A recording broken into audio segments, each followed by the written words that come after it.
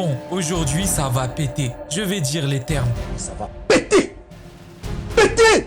Les éveils, ce n'est pas que des auras stylées, des techniques surpuissantes. Les éveils, c'est aussi ces moments de flottement où tu réalises que le personnage a atteint un nouveau stade, que ce soit mentalement ou physiquement. Alors ce ne sera pas pour tout de suite les Super Saiyan 53 et les Gears 32. Je suis à la page Dan. Dès l'épisode 1, on aura eu droit à un power-up des plus originales et totalement absurde. J'ai aussi décidé d'être taquin. On va parler du dernier épisode de Blue Lock. On essaiera de mettre de côté l'animation catastrophique de ce dernier et parler uniquement du flow de Isagi. Enfin, pour mes JoJo fans, vous aurez également votre dose. J'en parle très rarement. Je fais partie de ceux qui ont lâché l'animé au bout de la partie 2. Bref, je vais arrêter de vous spoil. Vous connaissez déjà la chanson. On est parti pour ta série préférée du vendredi. 5 power-up légendaires dans les animes, c'est tout de suite. Mais avant de commencer, n'hésite pas à t'abonner, à liker la vidéo si mon contenu te plaît. Et propose-moi d'autres scènes en commentaire aussi, s'il te plaît. Momo et Ken en roue libre.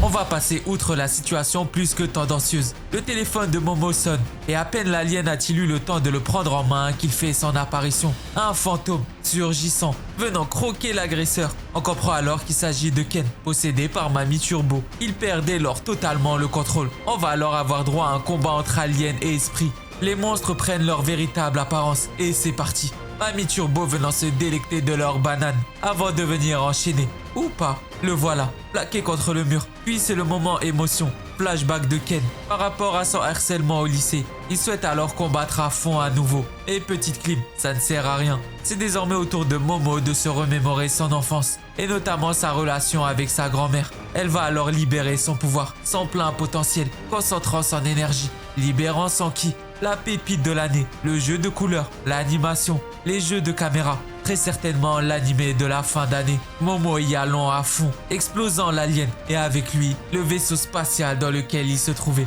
Mais pas le temps de souffler. Voilà Mami Turbo qui prend complètement le contrôle et attaque notre héroïne, venant le libérer de son emprise. Ça part dans tous les sens et la vieille peau ne compte pas lâcher son steak. Après tout, elle veut manger sans dard, puis elle prend congé. Et le vaisseau va s'écraser, venant détruire le bâtiment. Fort heureusement, nos héros s'en sortent sains et saufs. Désormais, Momo croit aux aliens, car ils l'ont kidnappé. Et Ken croit aux fantômes, car ils l'ont maudit. Si vous n'avez toujours pas regardé Dan, foncez le faire. C'est en cours de diffusion, et il n'y a que 4 épisodes pour l'instant. Et c'est mon petit coup de cœur de fin d'année.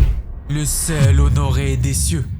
Mon roi. Mon GOAT, je ne me lasserai jamais de parler de lui. Après la drill qu'il a pris par Toji, il ne pouvait pas mourir aussi facilement. Alors que l'assassin comptait rentrer tranquillement chez lui après une journée au boulot, un fantôme se tient droit devant lui. Il n'y croit pas ses yeux. Pourtant, c'est bien lui, l'homme qui a tué quelques heures plus tôt. Fort heureusement, il aura eu le temps d'utiliser un sort d'inversion, combinant le négatif pour former du positif. Mais il semble totalement différent désormais. Toji trouve qu'il parle trop, mais Gojo est euphorique, venant charger. Et notre GOAT esquivant facilement tous les coups. Déjà derrière lui, utilisant sa technique rouge, venant envoyer Toji dans le décor.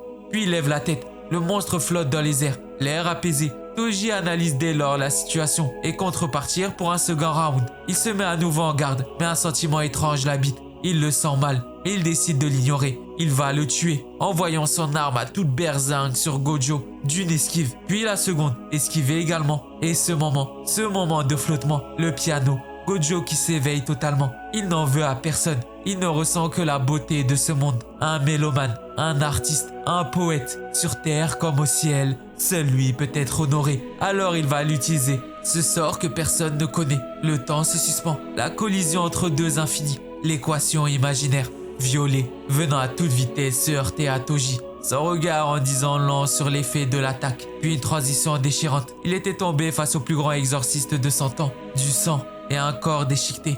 Toji rejoignant la grande liste des donuts aux côtés de Rengoku. Merci néanmoins pour tout. Sans toi, le plus grand personnage de la décennie n'aurait jamais pu s'éveiller. Gold Experience Requiem. La situation est plus que délicate pour nos héros. Giorno doit prendre les choses en main. Tout le monde se jette sur la fameuse flèche. Stand comme humain. Je ne vais pas vous mentir, je ne comprends pas grand chose sur le moment. Mais on va faire semblant. Giorno écarquille les yeux. Bucciarati semble tirer sa révérence. Il lui laisse l'avenir de ce monde entre ses mains. L'adieu se fait entre les deux hommes, le ciel s'ouvrant, laissant place à une aube radieuse. De l'autre côté, Diavolo arrive à mettre la main sur la flèche, ou pas. Elle se retrouve finalement dans les mains de notre héros. La mise en scène est onirique et divine. Diavolo ne compte pas en rester là et charge le blondinet. Ça semble désespéré. Puis voilà Golden Wind, sans stand, qui viendra se poignarder avec la flèche. Là encore, je ne comprends rien. Mais vous m'avez spammé pour vous mettre cette scène, du coup je le fais. Et le problème étant que ça lui a juste fait un trou béant dans le corps. Les personnages présents semblent aussi ne pas comprendre. Je ne suis pas le seul. Alors, le vilain va gagner? Ah, c'est bon. La scène plutôt c'était une vision du futur de Diavolo. Il va donc s'emparer de la flèche. Voilà que Giorno en prend pour son grade et tombe KO, ou pas. Le temps se suspend à nouveau. Oui, la flèche semble ne vouloir former qu'un avec le stand. Il tentera de l'achever, mais il est vain. Il est déjà en l'air. J'avoue, il y a un petit flot et ça me donne envie de comprendre ce qui se passe. Voilà le Golden Wind Requiem. Un petit doigt et un laser qui le transperce. Puis des scorpions. Giorno semble méconnaissable. Il a atteint un tout autre niveau, faisant la morale à son adversaire. Diavolo n'a pas dit son dernier mot et décide de supprimer le temps et ainsi tous ses futurs négatifs afin de prendre de court Giorno. Mais ce dernier arriva à recréer le temps supprimé et nous voilà dans une boucle temporelle qui se nomme Requiem. Quel que soit le pouvoir de l'homme en face de lui, seule sa réalité et sa vérité propre l'emportera. Puis Muda. Et j'ai rien compris. Pitié, aidez-moi dans les commentaires. La nouvelle capacité de Isagi. Comme d'habitude, il est le chef d'orchestre sur le terrain, analysant la situation, se faisant son film dans sa tête. Il choisit alors ce chemin, reçoit le ballon. Tout se passe comme prévu. La dernière pièce du puzzle. Quoi? Petit flop, petite clim. Il avait pourtant parfaitement lu la trajectoire, mais il était trop lent. L'équipe ennemie met alors le pied sur la balle et ils sont partis en contre, rattrapés par un coéquipier de Isagi qui arrive quand même à la mettre au fond, sauvant la situation et recollant au score 4-4. Mais notre héros ne semble toujours pas satisfait de lui-même. Son ego prend alors le dessus. Il arrive à lire le jeu, mais physiquement il ne peut pas suivre. Son ami lui fait la morale. C'est bien beau d'avoir la vista, mais il faut connaître ses forces et ses faiblesses. Et son physique, lui, n'en est pas une. Il faut qu'il change sa vision des choses.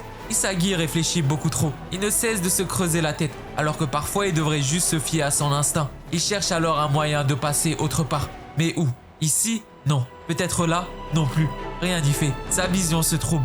Puis sursaut d'orgueil, qu'il arrête de réfléchir et qu'il bouge instinctivement. Il doit faire confiance à ses atouts, ses réflexes et à ses 5 sens. Oui, enfin, personne ne pense que la balle est pour lui. Après tout, ce n'est pas son genre d'y aller, mais le voilà, faisant éruption, surprenant ses opposants, venant se ruer à toute vitesse sur le ballon et envoyant en première intention un missile en pleine lucarne, terminant le match à la dernière seconde, 5-4. Purée, je n'imagine même pas le poulet de cet anime s'il était entre les mains d'un bon studio. On aurait pu avoir l'équivalent de Kuroko no Basket. Quel gâchis. Allez lire le manga.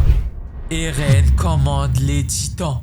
Le fameux dernier épisode de la saison 2. Tout le bataillon d'exploration est dans de sacrés beaux draps. Après tout, ils sont là de la faute d'Eren, qu'ils ont essayé de sauver. Notre héros, lui, tente de se transformer en titan, mais n'y arrive pas. Il vient littéralement se mutiler pour y arriver. On n'imagine pas alors la douleur qu'il ressent sur le moment. Il voit ses amis autour de lui en détresse. Ils se font dévorer. Hannes se fait également attraper, sous les yeux médusés d'Eren, par le même titan qui a dévoré sa mère. La boucle risque d'être bouclée. Et cette scène semble réveiller des traumatismes au héros. Il se remet à la tâche, mais rien n'y fait. Ça ne fonctionne pas. Puis silence, c'est terminé. Fini. La boucle sera finalement bouclée. Eren venant s'écrouler devant l'impuissance, puis des pleurs, non, des rires, des pleurs, oui, rien n'a changé, il ne peut toujours rien faire, absolument rien. La scène est déchirante, il est toujours impuissant. Mikasa souriant, lui assurant que c'est faux. Là encore, le temps se suspend, c'est si beau. C'est ce genre de scène qui me rappelle pourquoi l'œuvre d'Isayama a touché des millions de lecteurs à travers le monde. Mikasa le remerciant de lui avoir montré comment vivre. Notre héroïne semble avoir accepté son sort. Elle peut partir en paix. Elle a vécu une vie incroyable. Eren se lève dès lors, faisant face une dernière fois, fermant le poing, hurlant et entrant en contact avec le titan. Quelque chose se passe alors. Oui, les titans combattent pour lui désormais, venant sauver tous ses amis, prenant la fuite. C'est à ne plus rien comprendre. Mais finalement, il l'aura fait. Ça a changé. Il peut le faire. Et il l'a fait. Bon voilà, nouvel épisode avec pas mal de nouveaux animés. Ma scène préférée du jour, c'est Dan personnellement. une petite pépite. Dis-moi ta scène préférée toi en commentaire et propose-moi-en d'autres pour un prochain épisode. Faut vraiment que je regarde Jojo. Je suis désolé si vous aussi vous n'avez rien compris à mon texte. L'écriture et le montage m'ont pris pas mal de temps aussi. Du coup si tu peux t'abonner, liker la vidéo pour me soutenir, ça me ferait grave plaisir. Tous mes réseaux sont en description, dont Twitch où ça va live en balle. On se retrouve bientôt pour une prochaine vidéo. Sur ce, peace out.